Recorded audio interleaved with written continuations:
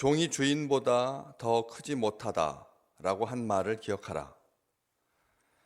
요한복음 13장에서 우리 주님께서 제자들의 발을 씻기시면서도 같은 취지의 말씀을 하셨습니다. 종이 주인보다 크지 못하다.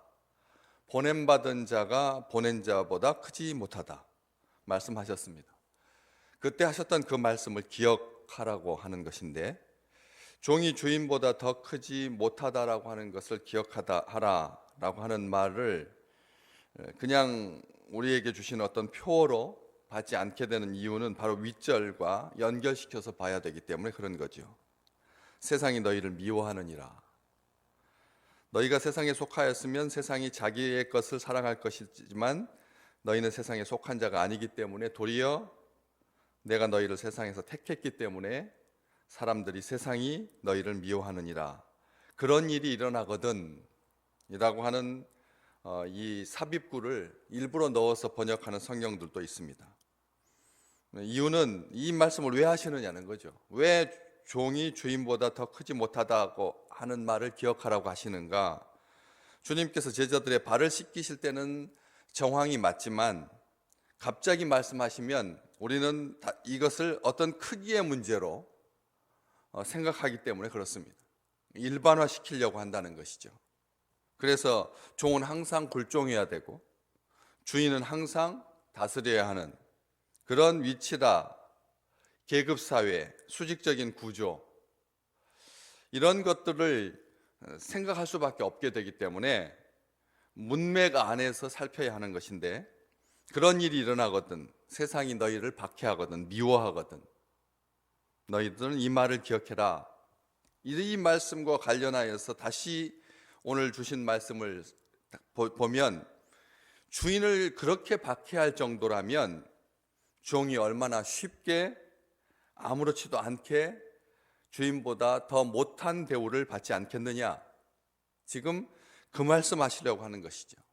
미움의 문제가 박해로 지금 20절 말씀, 오늘 주시는 말씀 속에 분명하게 드러나고 있습니다. 주인께서, 창조주께서, 하나님께서, 우리를 사랑하시는 아버지께서 자기 땅에 오셨지만 환영받지 못하고 미움받고 박해받고 정죄받고 모욕받고 심지어는 채찍질을 당하신 다음에 침뱉음을 당하신 다음에 고난 가운데서 세상을 떠나셨는데, 죽으셨는데 하물며 너희겠느냐라고 하는 그런 취지의 말씀인 거죠. 종이 얼마나, 주의 백성들이 주님을 따른다라고 하는 그리스도의 종들이 얼마나 세상으로부터 죄의식 없이 거칠고 무자비하게 시도 때도 없이 마음만 먹으면 언제든지 장난치듯이 내키는 대로 그렇게 대우받는 것 억울해하지 말라는 말씀이죠. 왜 교회만 때리느냐고 요즘 많이들 말합니다. 우리가 그렇게 유흥업소도 문을 여는데 왜 교회만이냐는 거죠. 왜 카톨릭도 안 하고 불교도 그렇게 강제하지 않는데 왜 교회만이냐는 거죠. 많은 사람들이 속에서부터 올라오는 그 말을 하지 않고 있어서 그렇지 다들 그런 생각을 갖고 있습니다. 코로나 초기에 신천지로 말미암은 대유행, 그리고 또 두 번째 닥쳤을 때 사랑제일교회로 말미암은 또 이 세상에서의 지탄, 그런 속에서 주님의 몸된 교회는 자중하고 있었습니다. 그런 속에서 우리는 충분히 생각할 수가 있는 거죠. 이 말씀을 더 나은 대우를 받지 못한다는 것을. 주인보다. 오늘 주님께서 말씀하십니다. 사람들이 나를 박해하였은즉 너희도 박해할 것이다. 내 말을 지켰은즉 너희 말도 지킬 거다 말씀하고 계십니다. 박해하는 사람도 있고 지키는 사람도 있을 것입니다. 나를 때렸으면 너희도 때릴 것이고 나를 따랐으면 너희도 따랐을 것이다. 유진 피터슨 목사님은 그리 번역하셨습니다. 때렸으면 때릴 것이고 따랐으면 따를 거다. 주님을 따랐던 많은 제자들은 주님의 십자가 앞에서 모두 두려워서 다 버리고 떠나갔었습니다. 주님께서 미움받으셨습니다. 요한복음은 10번 이상을 사람들이, 세상이 주님을 죽이려고 했다라고 기록하고 있습니다. 하나님의 아들이신데, 모든 인류를 구원하시기 위해서 육신을 입고 이 땅에 오신 하나님의 아들이신데, 우리를 사랑하시고 우리를 위하시는 분인데, 우리의 구속주가 되시고 우리의 구원자가 되시는데, 세상은 그를 미워하였습니다.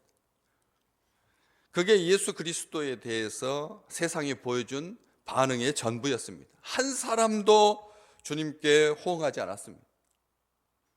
나중에도 우리 주님은 이런 상황이 개선될 것처럼 보이지 않습니다. 주님은 분명히 말씀하셨습니다. 마지막 때가 되면 믿는 자를 찾을 수 있겠느냐. 할 만큼 세상 사람들 앞에 미움당하셨던, 세상으로부터 배척당하셨던 주께서 우리에게 말씀해주고 계시는 것입니다. 이상하게 여기지 말라는 거죠. 미워하는 것을, 박해하는 것을, 억울해하거나 분해하거나 힘들어하지 말라는 것입니다. 왜 교회만이냐고 생각하지 말라는 것이죠. 주인께서 그렇게 모독을 당하셨는데, 박해를 당하셨는데, 교회를 음해하고 비난하고 정죄하는 것, 어느 정권에 따라서 조금 더하고 조금 덜할 뿐이지, 독재라고 하여서, 군사 독재라고 하여서 교회가 무조건 박해를 받고, 자유주 시장 경제라고 하여서 무조건 옹호를 받는 것이 아니라는 말씀입니다. 우리는 교회가 힘들어할 때 교회를 향한 날선 비판 앞에서 불이한 생각을 갖기 쉽습니다. 동시에 자책하기도 하고 위축되기도 합니다. 주님께서 말씀하십니다. 두려워하지 말라고요. 이유, 왜 사람들이 그렇게 너희를 박해할 것인가? 나를 왜 박해했느냐? 주님께서 설명해 주십니다. 21절 말씀, 사람들이 내 이름으로 말미암아 이 모든 일을 너희에게 하리니 이는 나를 보내신 이를 알지 못함이라. 아멘. 영적으로 둔감해져 있기 때문에, 눈을 뜨지 못했기 때문에 박해한다는 말씀입니다.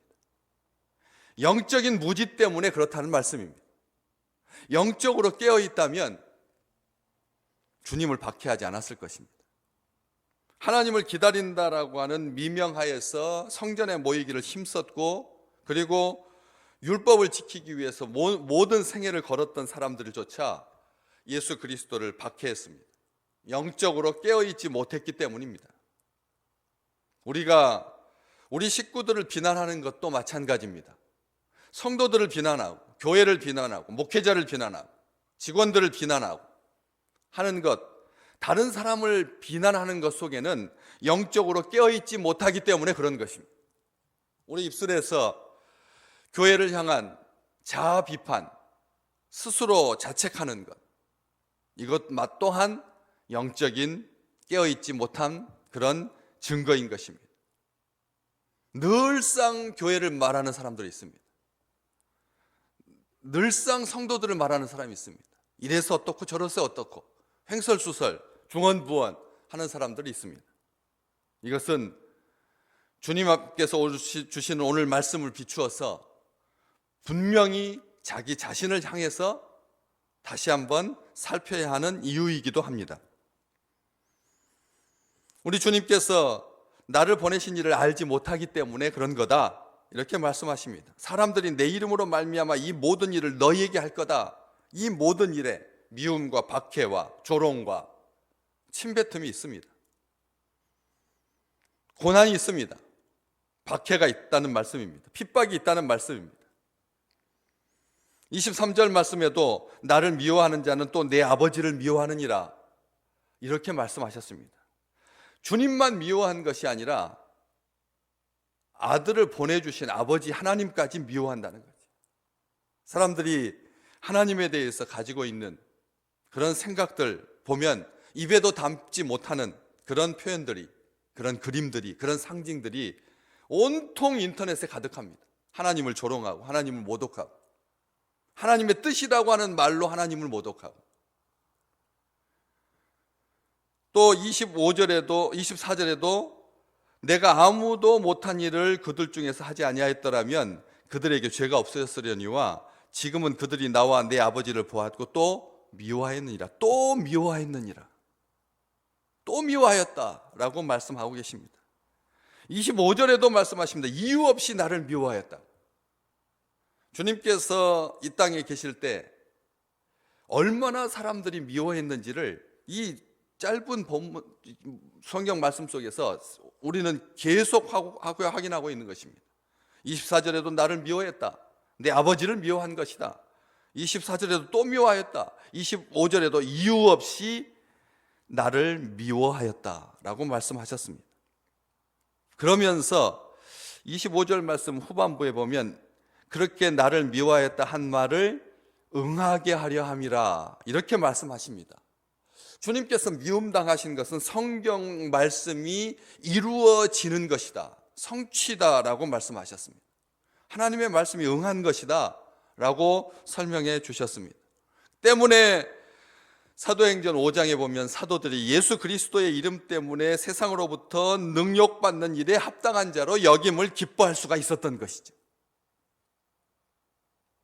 우리는 세상의 사랑을 구걸하지 않습니다. 세상의 인정을 구걸하는 자가 아닙니다. 사람의 눈에 맞을 수가 없습니다. 오늘의 적이 내일의 친구가 되고 오늘의 친구가 내일의 적이 되는, 그렇게 손바닥 뒤집듯이 자기 감정에 따라서 자기 이익에 따라서 얼마든지 사람 대우하는 것이 이렇게 천차만별인데 우리가 어찌 이 세상의 위로를, 이 세상의 인정을 구하겠습니까? 오늘 주신 말씀을 따라서 우리는 살 것입니다. 우리 주님처럼 살 것입니다. 모든 사람들이 내 이름으로 말미암아 이 모든 일을 너희에게 할 것이다.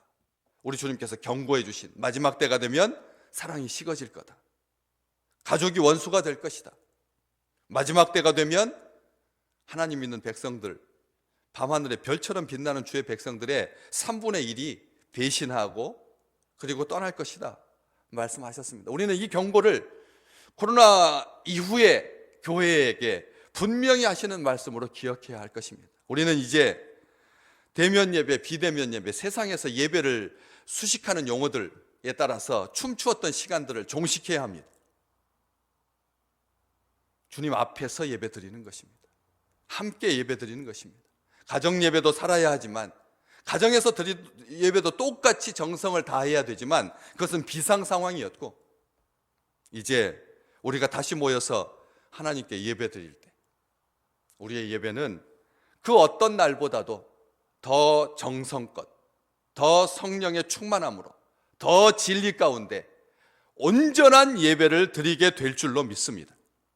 그 예배를 향하여 마지막 때가 되면 이 세상이 우리를 대하는 것이 예전과 같지 않을 것이다 라고 하는 우리 주님의 이 경고를 기억하면서 그런 일이 일어나거든 종이 주인보다 더 크지 못하다라고 하는 것을 기억하라 하시는 그 뜻을 기억하게 될 것입니다. 오늘 또 우리 주님의 종으로 이 땅에 사는 모든 주의 백성들에게 우리 주님께 해주시는 주님의 음성이 성취되는 놀라운 은총의 날이 되시기를 주의 이름으로 축복합니다.